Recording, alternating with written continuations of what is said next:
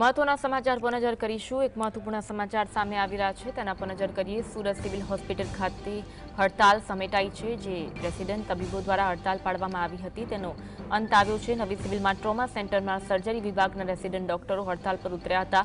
ડોક્ટરોએ સિવિલ હોસ્પિટલમાં ઇમરજન્સીમાં આવતા દર્દીઓને રોક્યા હતા। સિવિલ હોસ્પિટલમાં સારવાર અર્થે આવેલા એક દર્દીએ તબીબો જોડે પહેલા બોલાચાલી કરી હતી। દર્દીની ફરિયાદને લઈને તબીબો સીએમઓમાં જોડે ગયા હતા।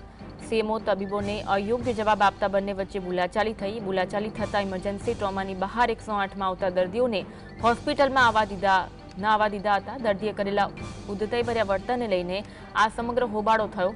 સુરક્ષાના મુદ્દે તબીબો અમને ન્યાય આપોના નારા સાથે હડતાલ પર ઉતર્યા હતા। જોકે આ હડતાલ અંતે સમેટાઈ હોવાના સમાચાર સામે આવી રહ્યા છે। આ હડતાલ સમેટાઈ છે। રેસિડેન્ટ તબીબો દ્વારા જે હડતાલ પાડવામાં આવી હતી તે સમેટાઈ છે।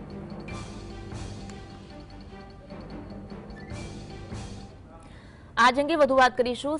સાહિસ અમારી સાથે લાઈવ જોડાયા છે। સાહિસ, સુરત સિવિલ હોસ્પિટલ ખાતે રેસિડેન્ટ તબીબો દ્વારા જે હડતાલ પાડવામાં આવી હતી તેનો અંત આવ્યો છે, વિગત જણાવશો।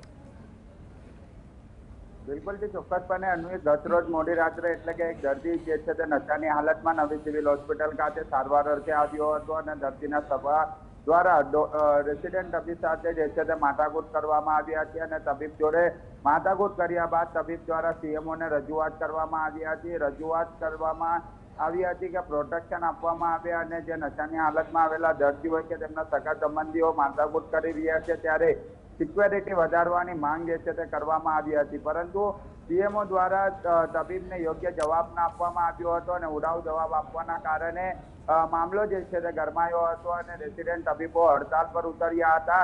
એક તરફ હડતાલ ચાલી રહી હતી, બીજી તરફ જે છે તે દર્દીઓ રજડતા જોવા મળ્યા હતા। એ દર્દી તો ઠીક છે, પરંતુ અન્ય જે દર્દીઓ સારવાર માટે સુરતની નવી સિવિલ હોસ્પિટલ ખાતે આવી રહ્યા હતા તે દર્દીઓ જે છે તે રજડતા નજરે પડ્યા હતા અને બીજી તરફ રેસિડેન્ટ જે તબીબો જે છે તે હડતાલ પર જોવા મળ્યા હતા। હડતાલની વાત જે છે તે સામે આવતાની સાથે જ સુરત સિવિલ હોસ્પિટલના આરએમઓ કેતન નાયક, સુપ્રિન્ટેન્ડન્ટ અને સીએમઓ સહિતના જે અલગ અલગ જે અધિકારીઓ છે તે તાત્કાલિક દોડી આવ્યા હતા નવી સિવિલ હોસ્પિટલ ખાતે અને બેઠકોનો દોર શરૂ કર્યો હતો। બેઠકની અંદર તાત્કાલિક ધોરણે હડતાલ સમેટાઈ જવા માટેના પ્રયાસો જે છે તે હાથ ધરવામાં આવ્યા હતા। ત્યારે રેસિડેન્ટ તબીબો દ્વારા અલગ અલગ મુદ્દાઓ જે છે તે રજૂ કરવામાં આવ્યો હતો। સૌપ્રથમ મુદ્દો જે હતો તે સિક્યોરિટીનો મુદ્દો હતો, કારણ કે સારવાર માટે રાત્રે જ્યારે આવતા હોય દર્દીઓ ત્યારે નશાની હાલતમાં હોય છે અથવા સગા સંબંધીઓ દ્વારા માથાકૂટ કરવામાં આવતી હોય છે તેવી વાત જે છે તે રેસિડેન્ટ તબીબ દ્વારા જણાવવામાં આવી છે। બીજો મુદ્દો જે હતો તે ટોયલેટનો મુદ્દો હતો કે રેસિડેન્ટ તબીબોને ટોયલેટની વ્યવસ્થા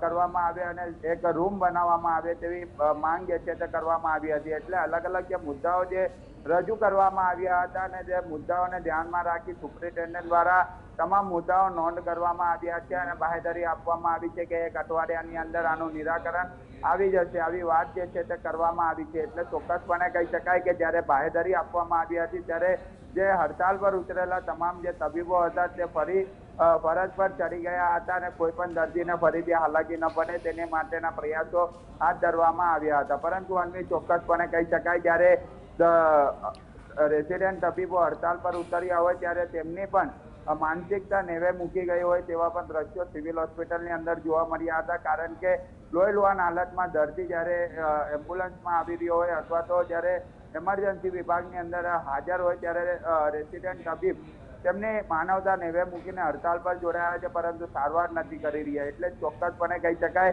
કે દર્દીઓની અંદર પણ રોષ જે છે તે જોવા મળ્યો હતો, પરંતુ હાલ હડતાલ સમેટાઈ ગઈ છે એવા સમાચાર હાલ સામે આવી રહ્યા છે અને હાલ અત્યારે તમામ જે ગતરોજ મોડી રાત્રે ઉતરેલા હડતાલ પર તમામ તબીબો ફરીથી તેમના ફરજ પર આવી ચૂક્યા છે।